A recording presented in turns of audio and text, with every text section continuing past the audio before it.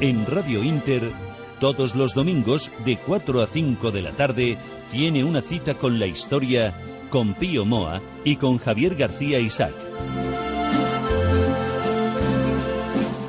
Cita con la historia. Presenta Javier García Isaac.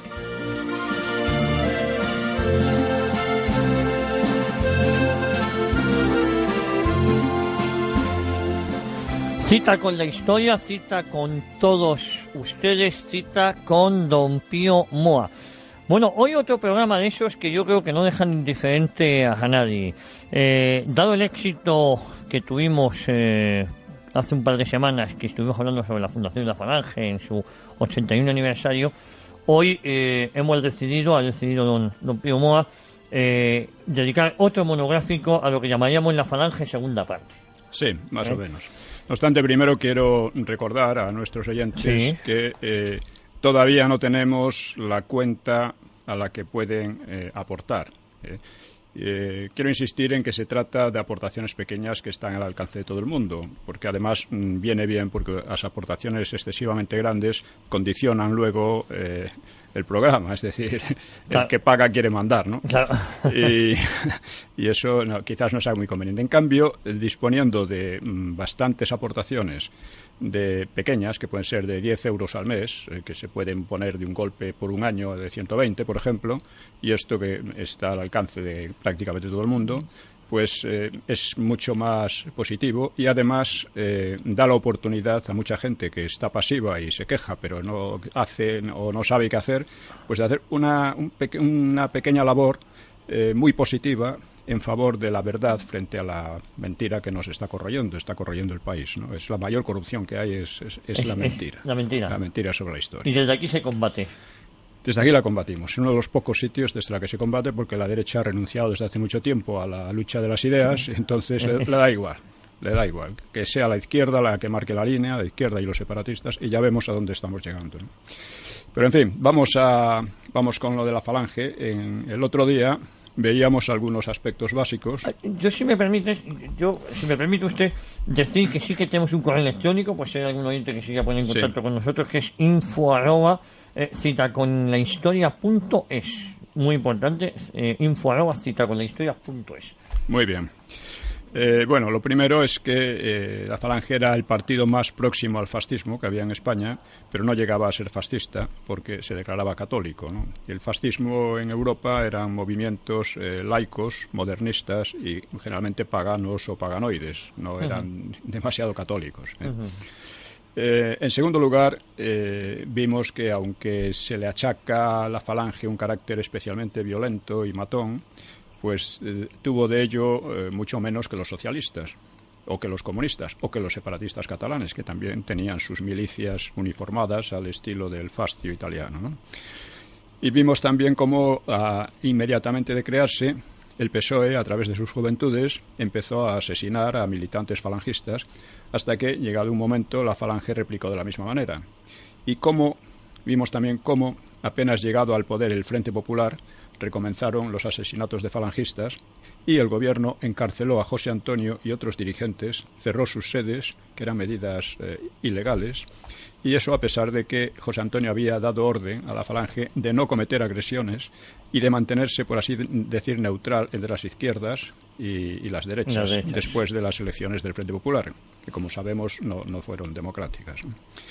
Sí, ya lo hemos explicado aquí, toda la serie de irregularidades que se produjeron. Fue una cosa tremenda, ¿no? Decir que aquello era democrático revela que el que lo dice no tiene ni idea de lo que es la democracia. No es demócrata, claro.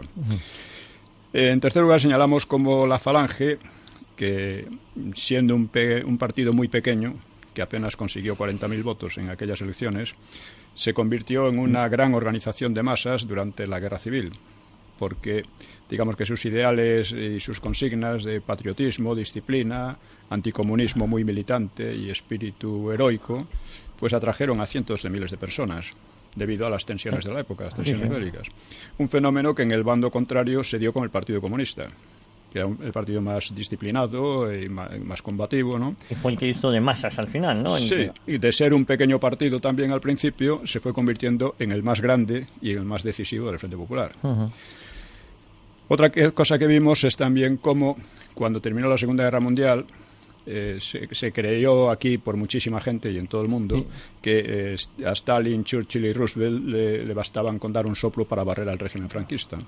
Incluso Serrano Suñer lo creyó y propuso a Franco un poco hacer de la Falange el chivo expiatorio, suprimiéndola para ofrecer al exterior una imagen más o menos aceptable, ¿no? Y como Franco se negó en rotundo y mantuvo a la Falange desafiando las presiones exteriores. Así que hoy vamos a extendernos un poco más. Espero que luego llegue Fernando Paz más tarde. Luego se va a incorporar don Fernando Paz a esta mesa, a esta tertulia. Y hablaremos de otras muchas cosas relacionadas que tienen gran interés. Hay que decir que la Falange ha sido poco y mal estudiada. Primero, los propios falangistas no han hecho nada que valga la pena sobre la propia Falange, desde el punto de vista intelectual. Quiero decir, de historia, etcétera, ¿no? No han sabido canalizar ni ponerlo, como es debido. Y los estudios no falangistas, pues son muy contrarios y en general son muy sectarios. Ya habíamos visto también la otra semana cómo se acusaba a la Falange de haber promovido los atentados y los ataques al PSOE cuando fue exactamente al revés. Fue el PSOE el que los empezó y la Falange no respondió hasta que hubo 5 o 6 asesinatos, ¿no? Primero hay que decir que la Falange no define al régimen franquista. Teóricamente era un régimen de partido único, pero esto no es exactamente cierto. Teóricamente estaban todos en el Movimiento Nacional, pero el Movimiento Nacional pronto se convirtió en una especie de feudo de la Falange. Y los demás, pues los demás, vamos a decir, por una parte los que fueron suprimidos de verdad fueron los partidos que se habían rebelado contra la República en el 34 y los partidos del Frente Popular de la guerra. Esos fueron suprimidos totalmente, ¿no? Y fueron perseguidos poco, porque realmente los únicos que lucharon contra el franquismo fueron los comunistas. Los otros no hicieron casi nada, ¿no? Los anarquistas ocasionalmente, pero en fin. Sí, el Partido Socialista, que luego tenía mucha fama, es de los que menos activo estuvo hasta el año 76, vamos. En 76 se volvió muy activo. Sí, pero después de muerto Franco. Sí. Pero, de hecho, había por lo menos 4 partidos que se les llama normalmente familias, las familias, porque no funcionaban exactamente como partidos, pero sí de manera muy aproximada. Había, por una parte, la Falange, por otra estaba el carlismo, por otra parte, los monárquicos juanistas y, por otra parte, el grupo católico ligado a la jerarquía eclesiástica. Cada uno de estos tenía sus propias organizaciones, tenía sus propios órganos de expresión y entre ellos se llevaban bastante mal. Se llevaban bastante mal. Dentro del movimiento sí podíamos distinguir que había estas familias, ¿no? Sí, había entre ellas mucha rivalidad. Por ejemplo, sobre todo entre la Falange y los católicos hubo una gran rivalidad por hacerse con el control de la enseñanza, que al final quien perdió fue la Falange. Pero porque en estos encontronazos entre unos y otros, la Falange salió perdiendo más veces que ganando. Sí, yo creo que prácticamente en todas, luego se vio al final. Bueno, no se puede decir que siempre perdiera. Que siempre perdiera, pero en general, sobre todo al principio, ganó muchos puntos, pero poco a poco los fue perdiendo, ¿no? Sí, a eso me refiero, sobre todo en los últimos 20 años del régimen. La Falange es suplantada por los tecnócratas. Sí, ya hablaremos un poco de eso. Y hay que reconocer que mantener unidas a aquellas tendencias sin que se pelearan entre sí, porque en la derecha hay una tradición de peleas internas a veces suicidas, ¿no? Mantenerlas unidas y que la cosa marchara requiere cierto genio político, ¿no? Y hay que reconocer que sin Franco las cosas no hubiera sido posible. No hubiera sido posible, ¿no? En resumen, la Falange nunca consiguió imponer plenamente sus ideas. Serrano Suñer hizo un intento, pero fracasó ante las presiones de los militares y de la Iglesia. Muchos falangistas estaban muy descontentos con el protagonismo que se daba desde el principio a la Iglesia, que lo consideraban una intromisión en las funciones propias del Estado, y verdaderamente la Iglesia trataba de dar esa imagen general, ¿no? Pero de todas maneras no fue un partido insignificante. No. El partido duró hasta el final, tenía una fuerza menguante, pero hasta el final estuvo ahí, ¿no? Y luego la aportación más característica de la Falange fue en el terreno, vamos a decir, heroico y en el terreno social. Podemos empezar, por ejemplo, señalando lo que fue la División Azul. La División Azul fue una iniciativa promovida por Serrano Suñer con la idea de crear una unidad falangista, una unidad plenamente falangista. Tuvo un choque con Varela, que era carlista y detestaba a la Falange, y el general Varela pues quería mandar una división del ejército, ¿no? Sí, Serrano Suñer dice, pero usted está loco, si mandamos una división del ejército estamos en guerra con Rusia. Claro. La división de voluntarios se han aceptado en general en las guerras, que voluntarios de otros países podían ir, pero sin que implicara necesariamente la declaración de guerra. Pero esto, al final, se llegó a una solución intermedia. La mayoría de la División Azul se compuso de falangistas, no toda, pero la mayoría. Había también carlistas y había otros, ¿no? Había gente sin partido, sin familia, vamos a decir. Pero estaba encuadrada por mandos militares. De esos mandos militares los había también falangistas. Pero la Falange en el ejército era minoritaria. Es más, en el ejército había muchos generales que detestaban a la Falange. Sí, y la cúpula en la cúpula había bastantes monárquicos, mientras que en la base no. En los mandos intermedios eran muy pocos monárquicos. Pero como eran generales, tenían mucha influencia. El caso es que la División Azul fue una empresa típicamente falangista, a pesar de todo. Y un poco demostró el espíritu que se quería imbuir a la Falange. Se comportó de manera excelente militarmente y también humanamente. En Rusia quizás ha sido la unidad muy heroico en aquella guerra tan brutal, que en Rusia fue verdaderamente espeluznante, ¿no? Lo he contado un poco en sonaron gritos y golpes a la puerta, ¿no? Fue tremenda, pues se portó como las mejores unidades alemanas, ¿no? Realmente. Sí, fue muy reconocida, además, su labor ahí. Reconocida, y no solo se portó muy bien, sino que su comportamiento con la población civil fue excelente. Creo que ya lo hablamos en otra ocasión, pero se puede repetir. Un investigador ruso llamado Kovalyov ha escrito un libro sobre la conducta de las tropas de ocupación, sobre todo en relación con las mujeres. Y bueno, los españoles los mejores, o sea, los más caballeros, exactamente. No hubo brutalidades ni violaciones ni cosas por el estilo, ¿no? Y también con la población civil en general. Luego es curioso porque ya hace unos años, conmemorando la batalla de Krasnivor en Rusia, en Leningrado, pues invitaron a gente de la División Azul. Cosa significativa. Muy significativa, vamos. Y cuando Helmut Kohl, el que curiosamente reunificó la Alemania después de la caída del muro, pues que era presidente, ¿no? El canciller, pues vino a visitar el Alcázar de Toledo, y allí había un militar que hablaba alemán, y le preguntó que de dónde sabía, que hacía de guía, ¿no? Y le dijo que había estado en la División Azul. Y Helmut Kohl le dio un abrazo. Le dijo, algo así como me alegra abrazar a alguien de aquella heroica división. O sea que fue realmente, digamos que fue una iniciativa falangista que cumplió muy bien en todos los terrenos. En todos los terrenos. Es importante, lo veremos luego, si usted quiere, es que ha quedado de todo aquello, ¿no? Con el paso del tiempo. Sí, con el paso del tiempo pues ha ido quedando cada vez menos. Cada vez menos. Ya digo, ha habido, digamos, la Falange fue vista por los aliados, por los vencedores de Alemania, fue vista como el emblema, la imagen fundamental del franquismo. Y entonces fue muy atacada por eso. Y por eso también Serrano Suñer y demás decían, si liquidamos la Falange, igual podemos quedar los demás, ¿no?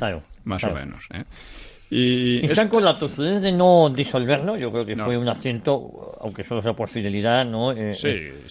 Indudablemente Franco en eso se portó muy bien, porque de haberla disuelto, pues bueno, el régimen probablemente se habría derrumbado en poco tiempo, y el resultado del derrumbe del régimen sería la vuelta de los exiliados que no habían olvidado, ni perdonado, ni aprendido nada. Y aquí vendría una situación parecida a la de preguerra, que era lo que Franco quería evitar a toda costa, ¿no? Cuando se habla de la actitud de Franco, casi siempre se olvida este detalle. Franco estaba obsesionado porque la guerra no hubiera sido en vano y que una situación como la del Frente Popular y la República no se repitiera. Y bueno, acertó más o menos, es lo de menos, pero el balance general, la verdad es que Franco a quien derrotó no fue a una democracia, derrotó a una revolución, a una multirevolución, porque entre ellos mismos se llevaban muy mal y se mataban. Claro, entre ellos.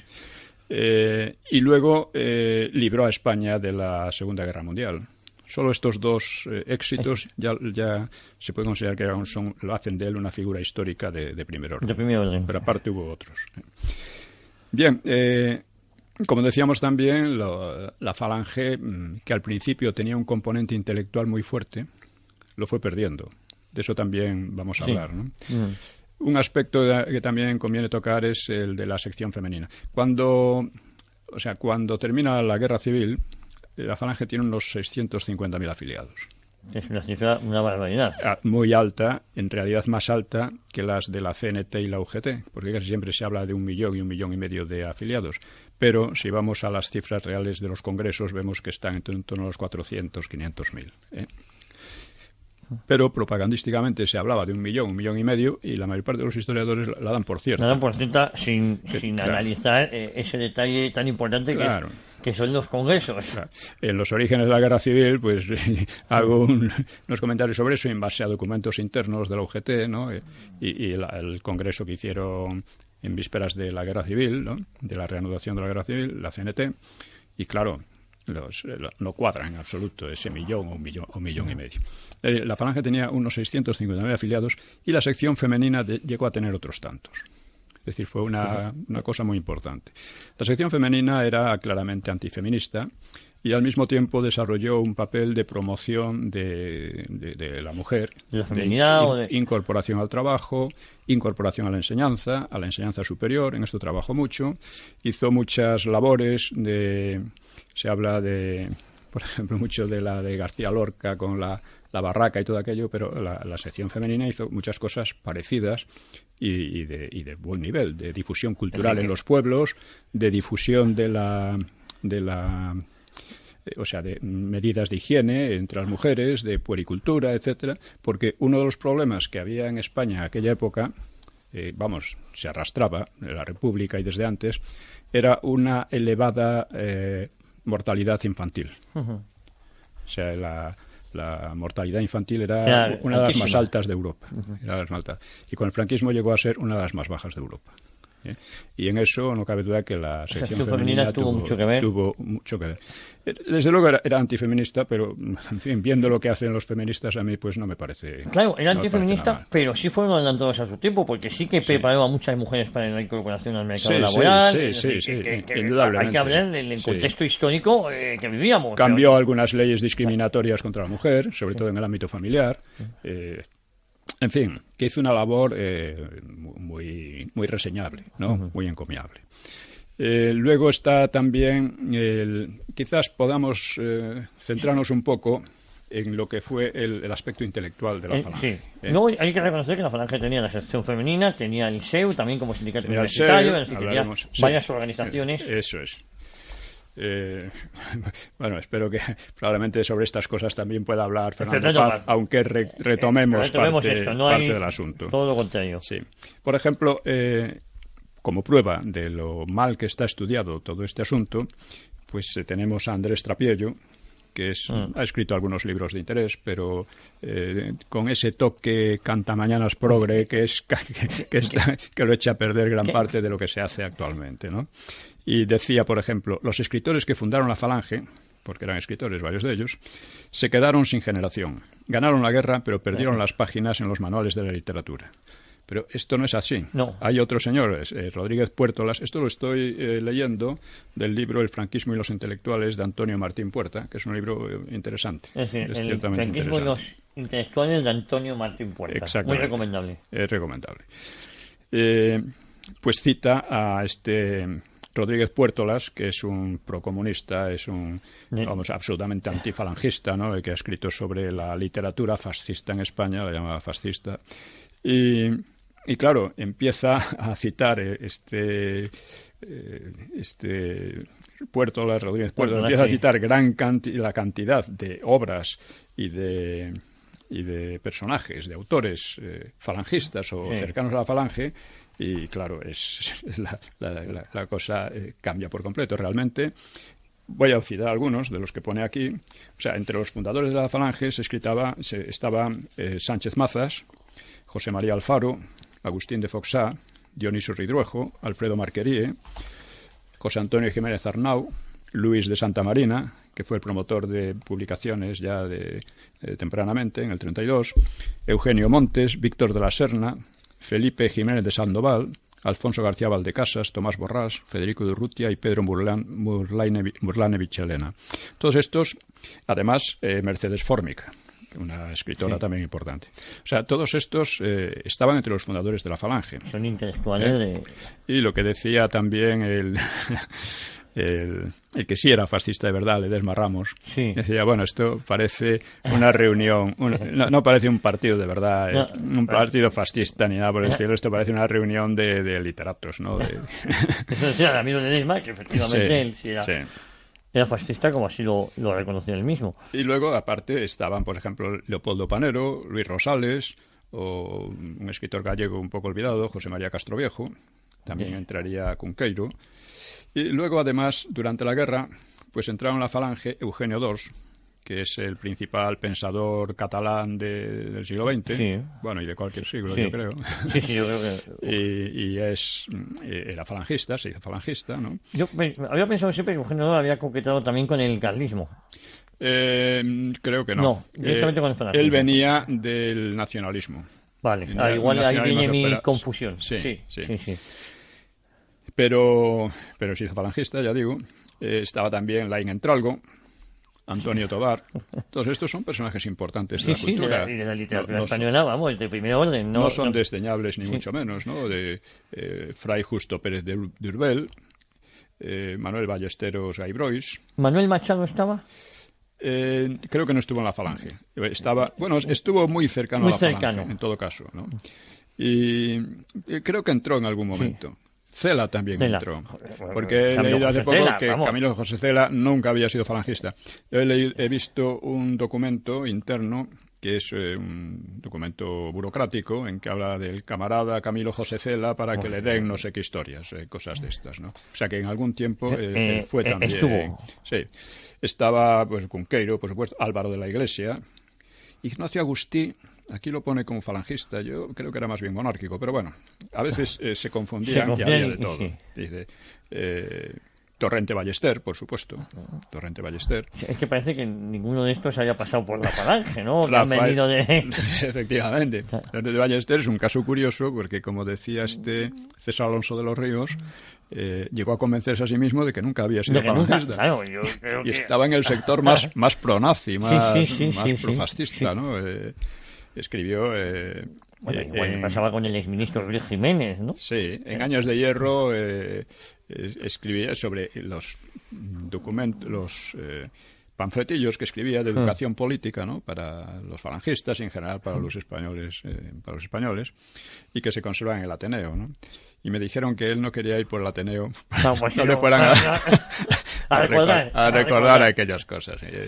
Es una cosa tremenda. Estaba Luis Felipe Vivanco, en fin, Manuel Halcón, Gerardo Diego, todos ellos estaban en la falange o muy próximos a la falange, Concha Espina y otros más. Además, la falange creó, en el aspecto cultural, tuvo una actitud muy poco sectaria. Precisamente en aquella época, en los 40 y 50, hubo una polémica muy fuerte entre los falangistas y sectores católicos, jesuitas y otros, en torno a Ortega, Unamuno, etcétera, y mientras que los sectores católicos rechazaban radicalmente a Ortega. El pensamiento de Ortega, sí. Tenía su base ideológica, pero bueno, lo rechazaban. Los falangistas lo defendían. lo defendió también Julián Marías, que era discípulo de Ortega. Julián Marías hablaba con mucha agresividad, escribía con mucha agresividad entonces contra aquellos jesuitas y aquellos que se oponían, dominicos. Sí. Había un poco de todo que se oponían a Ortega, vamos, un poco proponían que Ortega quedase relegado. Sí. Y consiguieron incluso que algunos libros de Unamuno entraran en el índice de libros prohibidos, aunque creo que siguieron editándose.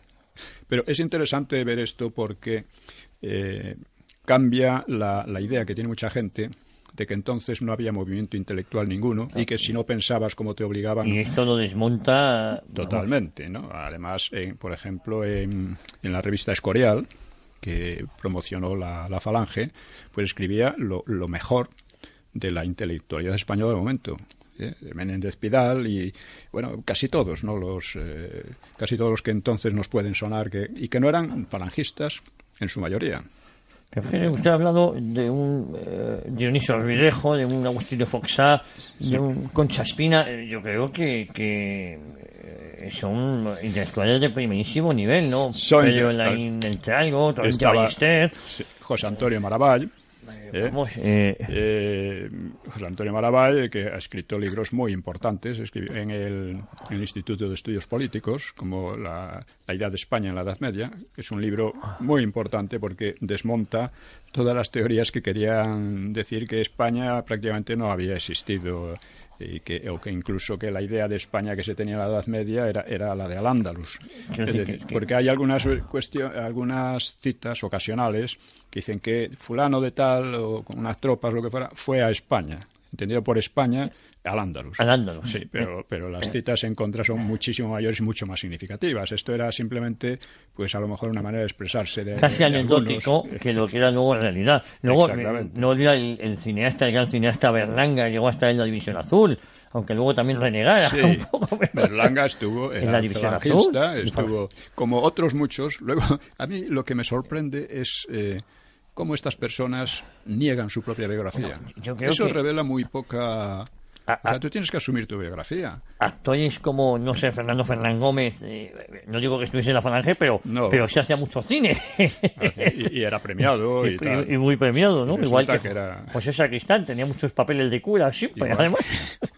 Es curioso. Y era un enemigo feroz del franquismo, sí, ¿no? y hace muchas películas. Claro. Como Ángel Viñas, que tenía cargos de cierta confianza, ¿no? Cierta confianza en el aparato económico del franquismo y por lo visto era un enemigo feroz. Pero, se descubrió después. Pero lo que sí que es innegable, don Pío, es que la Falange tiene un componente intelectual en sus orígenes muy fuerte. Era muy atractiva a estos intelectuales. Y durante bastantes años, en la posguerra, ayudó a crear un ambiente intelectual muy interesante. Porque otro de los mitos que hay es que la cultura española emigró, se exilió, y eso no es verdad. Hubo 2 exilios. El primero en 1936, que eran los que escapaban del Frente Popular. Uh-huh. Que eran Ortega, eran Marañón, eran Pérez de Ayala, eran montones de ellos, ¿no? Y luego hubo otro exilio que fue intelectualmente de mucho menor peso, que fue el que se produjo al final de la guerra con los intelectuales que simpatizaban con el Frente Popular. Uh-huh. Antonio Machado, Antonio Machado es el que ponen siempre como ejemplo típico, ¿no? Y que fue una emigración de cierta relevancia, pero... Lo que se quedó aquí y lo que volvió aquí después de la guerra tenía mucha más relevancia, ¿no? También uno de los que fue Rafael Alberti, pero claro, es que Rafael Alberti había combatido y además tengo dudas sobre muchos de sus poemas escritos durante la guerra. Bueno, son los poemas... a mí no me gusta, pero claro, tampoco se puede decir que porque no me gusta sea malo. No, pero de todas maneras, Alberti estuvo complicado en la Checa de Bellas Artes. Claro, por eso es que igual tenía delitos de sangre. Sí, indudablemente, ¿no? Vamos, esto se puede dar por seguro, ¿no? Y otra publicación típica, un elemento típico de la época fue Juan Aparicio, que fue lo que podríamos llamar un agitador intelectual. Uh-huh. Pues promocionó autores, por ejemplo a Cela, entre otros. Procuró ayudar a muchísima, que Cela entonces, cuando lo promocionó, probablemente ya no estaba en la Falange, ¿no? Cela estaba y cuando vio que la guerra la perdían los alemanes y los italianos, pues evidentemente cambió de camisa, como demuestra la película, la novela La Colmena. La Colmena. La Colmena. Colmena traza una visión sumamente oscura de la época, que no es real, o sea, es real en parte, pero es solo una parte de la realidad, una parte menor. Eso es una parte menor que muchas veces tendemos a generalizar, como si eso fuera lo común. Se ha generalizado enormemente. Y él escribió eso porque, como tenía un historial falangista, incluso se había propuesto como delator a la policía, pues él debía decir, bueno, como esto cambia, todo el mundo pensaba que el régimen se iba a acabar, dijo, bueno, más vale irse cubriendo las espaldas. Y como tenía talento literario, La Colmena es una gran novela. Una gran novela. Sí, pues tenía talento literario, pues escribió eso y digo, bueno, con esto ya estoy redimido. Puedo seguir viviendo, ¿no? Bueno, de hecho, vivió muy bien durante el franquismo, que tampoco tuvo muchos problemas. No, muy pocos. Y los pocos problemas le vinieron muy bien para promocionarse. Yo conocí a varios familiares de Juan Aparicio. De hecho, uno de sus familiares directos, si no me equivoco, fue el que fue alcalde de Burgos, Juan Carlos Aparicio, y fue ministro con Aznar. Y es un familiar directo de Juan Aparicio, uno de los fundadores de la Falange. Otro gran intelectual. Sí. Conocí. Juan Aparicio, ya digo, tuvo o sea, es una persona era de las Hons, venía de las Hons, o sea, de Ledesma y tal, ¿no?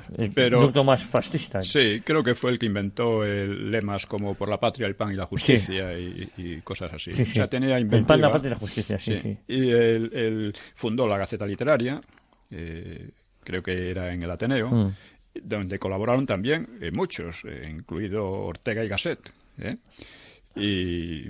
Pues, don Pío, si le parece, vamos a hacer una brevísima pausa, vamos a tomar aliento y continuamos aquí en Cita con la Historia, segunda parte sobre el monográfico La Falange.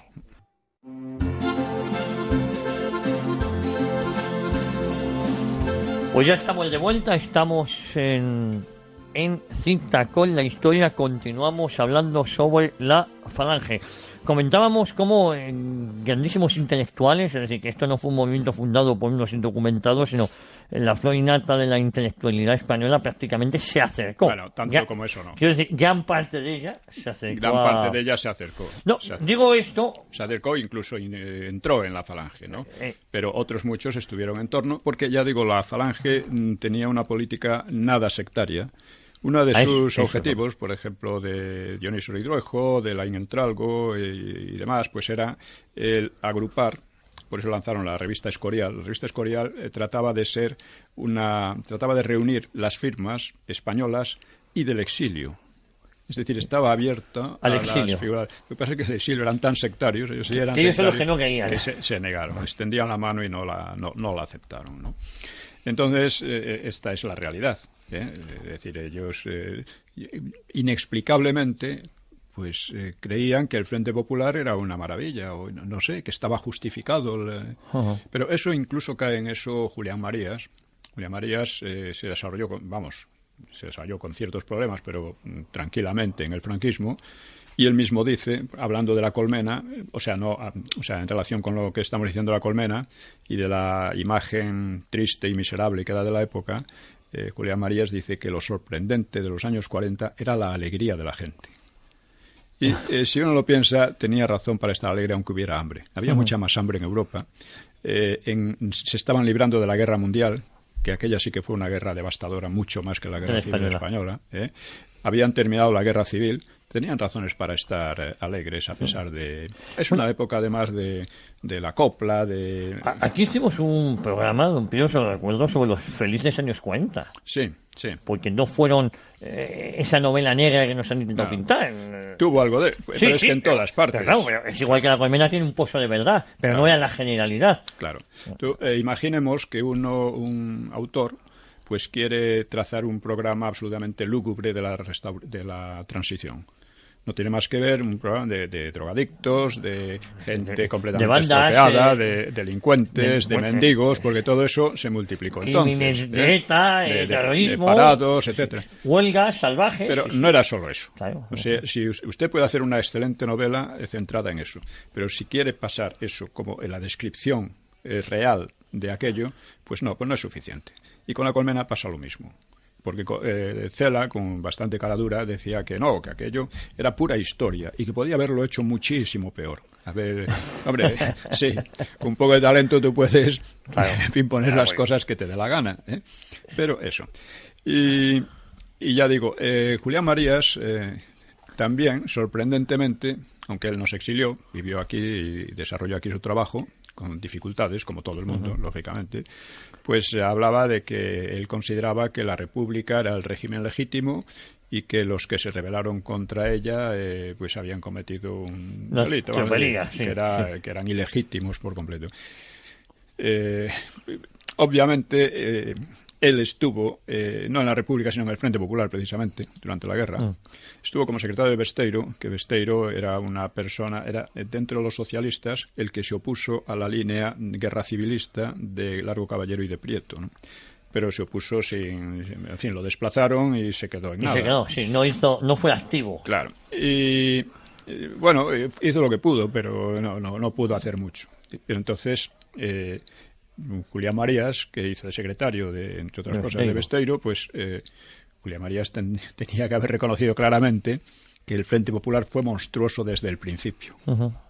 Y que un régimen que nace de unas elecciones más que dudosas, incluso para los que habían estado allí, que nace de esas elecciones y que además, aparte de ese fallo de origen, esa ilegitimidad de origen, tiene la ilegitimidad de ejercicio de que en solo 5 meses hundió la economía, creó un ambiente de crímenes, la policía se convirtió en un grupo terrorista, como reconocía implícitamente Prieto cuando hablaba del asesinato de Calvo Sotelo. Pues claro, en fin, claro, todo el mundo tiene fallos, porque claro, todo el mundo tiende a justificarse un poco. La realidad es, sin embargo, Julián Marías es 100 veces más veraz que la mayoría de los autores que hablan de esa época. Es más veraz. Dice, bueno... Sí, aunque no se esté de acuerdo con él, sí es más veraz. Claro. Es más creíble. No, yo estoy de acuerdo en muchas cosas. Sí, en muchas de las cosas que dice Julián Marías. Por supuesto. Pero, por ejemplo, él explica... Bueno, había una presión del Estado, pero claro, básicamente España seguía siendo una sociedad liberal porque la propiedad privada se reconocía. Y uno no tenía por qué depender del Estado para nada. Podía desarrollar su vida sin tener que ver ni con la política del régimen ni con nada. Claro, esto creo que ya lo he explicado otra vez, pero me lo comentaba un profesor polaco. Decía, claro, ustedes no saben lo que es una dictadura de verdad, porque aquí, si tú protestabas, como el patrón universal era el Estado, es decir, el partido... Sí. Al que protestaba se quedaba en la indigencia, se quedaba sin medio de subsistencia. Claro, ¿eh? Claro. Aquí no. Aquí no, porque había una empresa privada que te podía coger y te podía dar exactamente. Podías inventar tu propia empresa, podías hacer o la podías crear tú. Pero claro, en un régimen comunista esto era impensable. Te quedabas fuera, te quedabas sin medios para vivir. Y encima no te dejaban salir del país. Sí. Bueno, pues ya digo que hay esta tendencia que en Julián Marías es mínima, la verdad. Julián Marías es un hombre sobre todo honesto, ¿no? Hay esa tendencia a falsificar la propia biografía para adaptarla a los intereses actuales. Porque es curioso como Cebrián mismo es un ejemplo. Cebrián, no sé si fue falangista, quizá no lo fuera nunca, pero su padre sí era un preboste de la falange, ¿no? Y este hombre, pues que tuvo altos cargos en el régimen de Franco, que prosperó en el régimen de Franco gracias a su padre en gran medida, a la influencia de su padre, en la prensa, etcétera, ¿no? En la prensa como Pueblo, el diario de los sindicatos, etcétera. Bien, pues este hombre ha cambiado de ideas. Bien, de acuerdo, todo el mundo puede cambiar de ideas, pero hombre, si eres una persona pública, explica un poco por qué has cambiado de ideas. ¿Por qué antes actuabas así y ahora te has convertido en un enemigo? Ahora que ya no existe el régimen, te has convertido en un enemigo feroz del régimen. Pero ya un enemigo trasnochado, porque ya han pasado más de 40 años y parece que vive de... Sí, porque efectivamente eso se ha convertido en un negocio rentable para mucha gente. Claro, me preguntaba alguien el otro día, bueno, pero ¿qué sacan de todo esto, ¿no? Pues sacan políticamente, primero, reivindican a aquellos con los que simpatizan, que es el Frente Popular, poniéndolo como demócratas, etcétera, cuando no lo era, y por otra parte consiguen acorralar a la derecha. Como la derecha ha renunciado a la batalla de las ideas, le dije, ustedes son franquistas. Ustedes son parte de un régimen genocida. Ustedes vienen de allí. Y recuérdense en las elecciones la retórica que usaban, ¿no? Fernando, por ejemplo, dice, pues, como decía, el no pasarán. No pasarán. Hay que contra el PP. Contra el PP, que no tenía nada que ver con el franquismo, porque aunque viniera...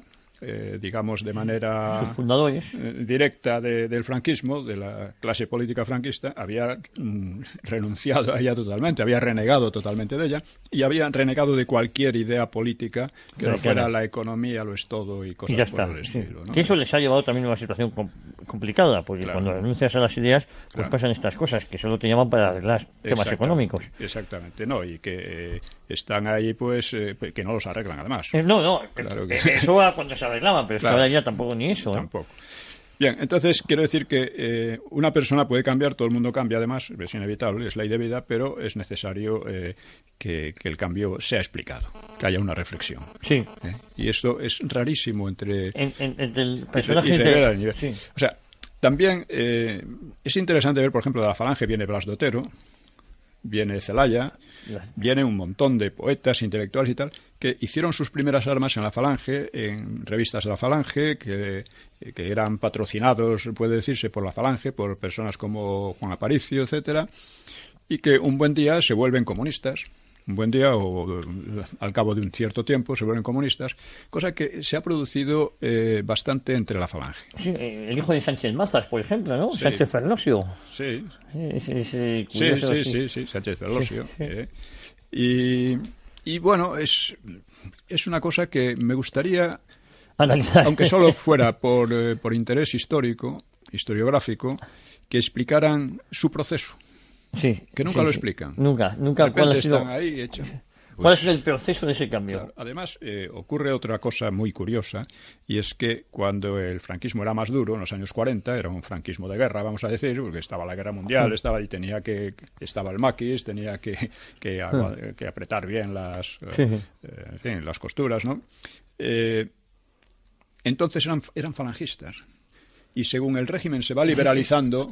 se vuelven más extremistas, más comunistas, más... Yo le quería preguntar esa paradoja que se da, que hay muchos intelectuales, mucho considerado falangista auténtico que se acerca al movimiento, pero se acerca justo en los años más duros del franquismo. En cambio, a medida que el franquismo se va relajando, que sabe más a la sociedad, por decirlo de alguna manera, ¿no?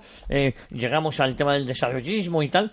Es cuanto más estos que habían sido falangistas auténticos se vuelven todo lo contrario, se vuelven extremistas sintonizando, simpatizando con el comunismo. Sí, otro típico de Alfonso Sastre, que llega a ser un simpatizante de la ETA.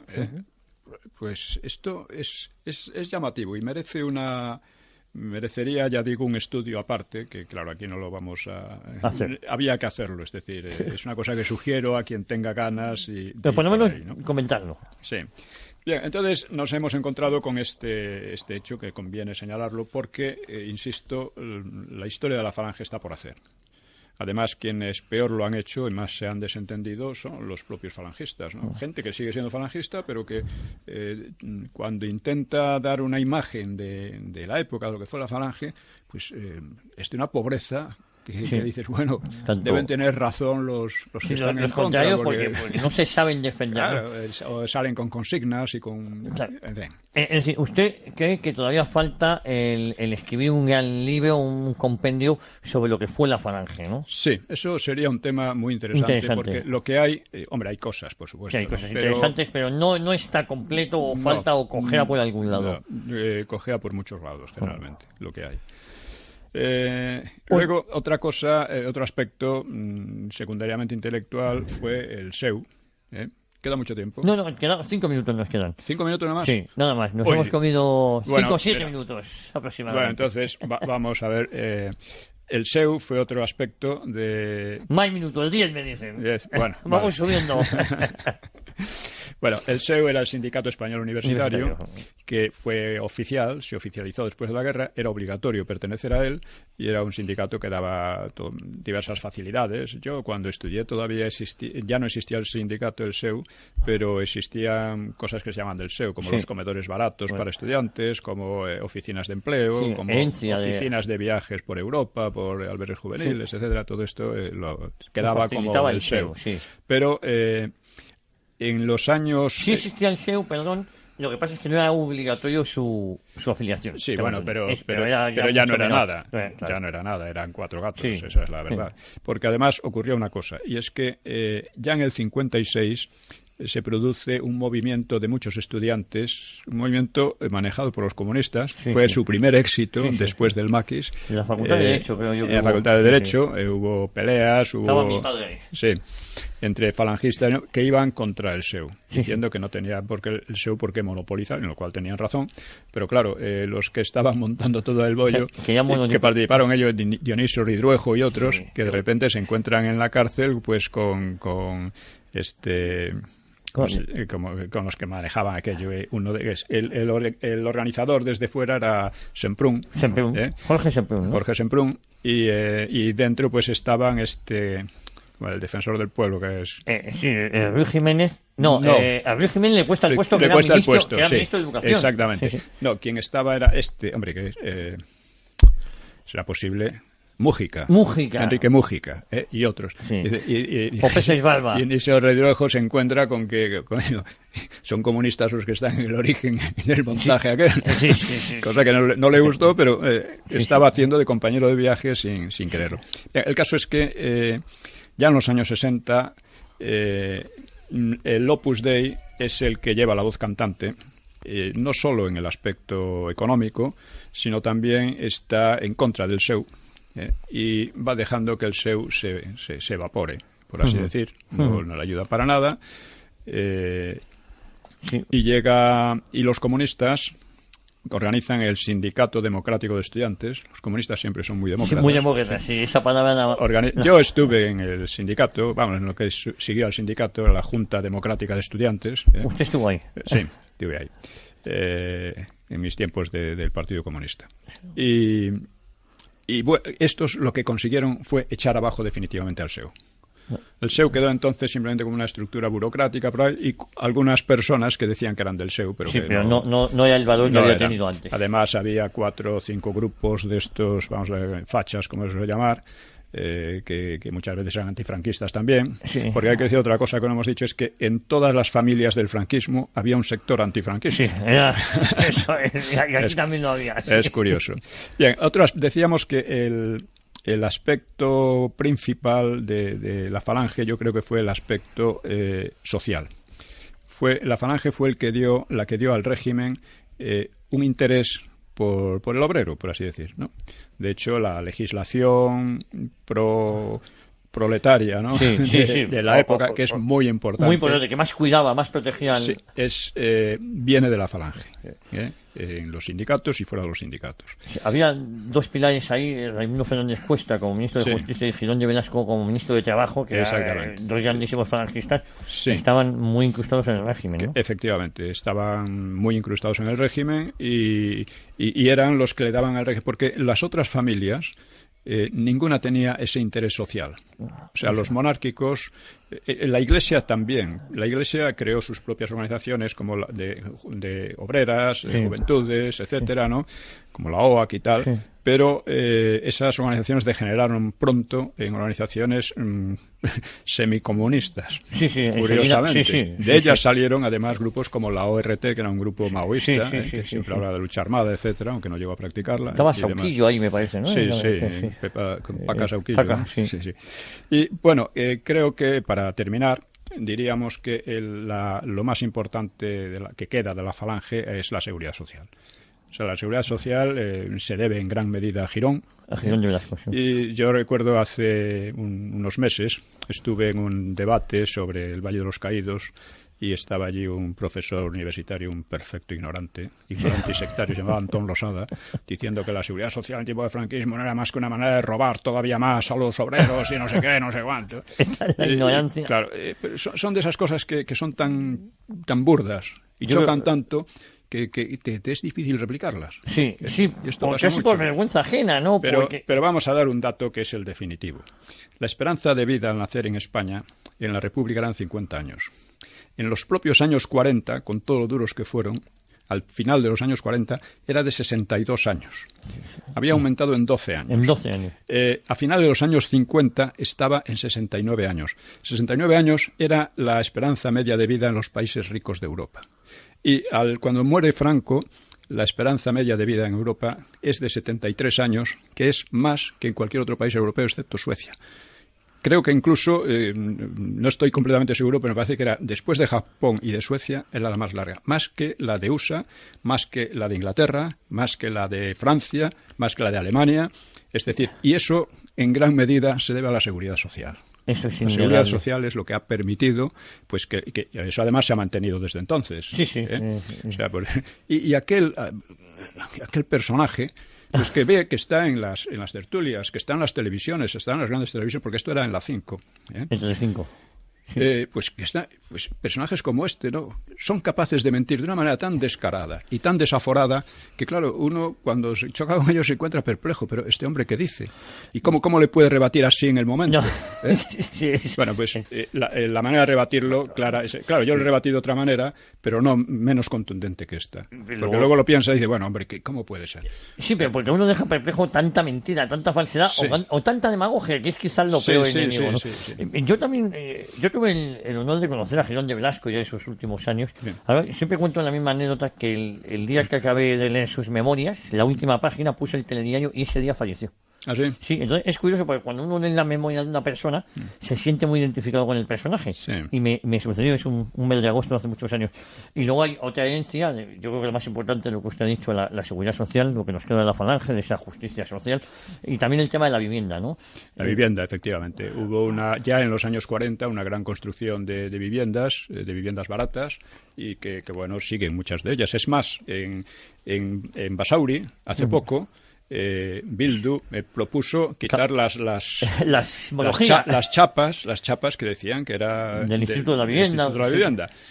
La gente no quería. Hombre. Pero entre todos y el PP las quitaron. Claro. En contra de la gente, en contra de la decisión de la gente. Estamos en una situación un poco repugnante, ¿no? Porque la historia hay que asumirla, igual que cada uno debe asumir su propia biografía. O para bueno o para mal hay que asumirla. Claro. Y además usted es un ejemplo de eso. Usted ha asumido siempre su biografía y hemos hablado de... Por supuesto. Pero usted ha dado explicaciones de su cambio. Y porque he cambiado, lo he explicado más o menos acertadamente, pero eso es lo que hay. Lo que es inadmisible y que revela una falta de respeto a sí mismo terrible es la de tantos personajes de estos que de repente dicen que ellos no tuvieron nada que ver. O sea, ves a uno que, yo que sé, que fue cura, por ejemplo, y en su biografía y tal no aparece para nada. Oiga, usted fue cura. Se salió por lo que quiso, a lo mejor tenía razón, a lo mejor no, pero explíquelo, ¿no? Eso ya son razones personales. Porque además es usted una figura pública, una figura pública tiene cierto carácter de ejemplaridad para los demás.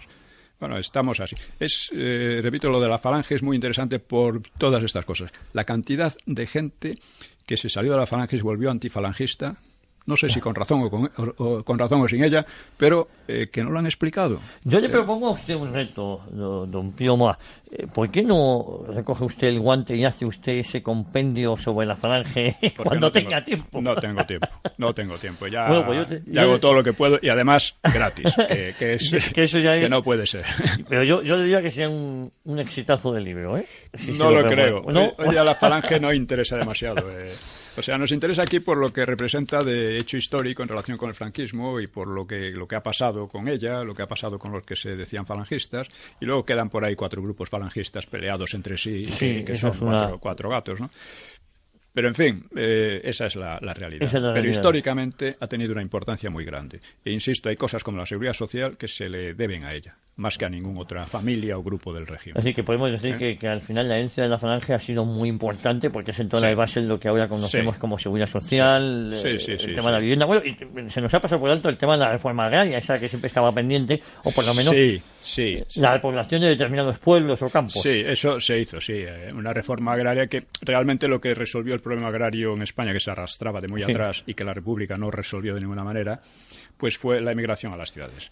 O sea, en todos los países del mundo, los problemas agrarios se han resuelto con la industrialización de las ciudades y la emigración del campo a la ciudad. Y eso es lo que ocurrió en España, en los años 60 sobre todo, pero ya antes. ¿La próxima semana algún tema? La próxima semana hablaremos de la primera parte de la Reconquista. Bueno, la primera parte de la Reconquista, muy bien, al hilo del programa que tratamos la semana pasada sobre Al-Ándalus, que ha sido también muy llamativo. Sí, tengo que decir algo que se nos olvidó. Aquel día estaba yo con la cabeza un poco pesada porque estaba medio acatarrándome. Es verdad. Y, por ejemplo, se nos olvidó Maimónides y Averroes, que son las máximas figuras de Al-Ándalus. Pero lo mencionaremos un poco el próximo día. El próximo día, antes de meternos con la primera parte de la Reconquista, hablaremos de ellos. De acuerdo. Muchísimas gracias, don Pío Moa, como siempre, por haber venido y la próxima semana un poco más. A ver si Dios quiere. Si Dios mediante. Y a todos ustedes, muchísimas gracias por su fidelidad, por estar con nosotros. Recordarles que todos nuestros programas están en el blog en www.citaconlahistoria.es, y cualquier cosa que nos deseen preguntar, info@citaconlahistoria.es. Muchísimas gracias y nos escuchamos el próximo domingo aquí en Radio Inter, Grupo Intereconomía.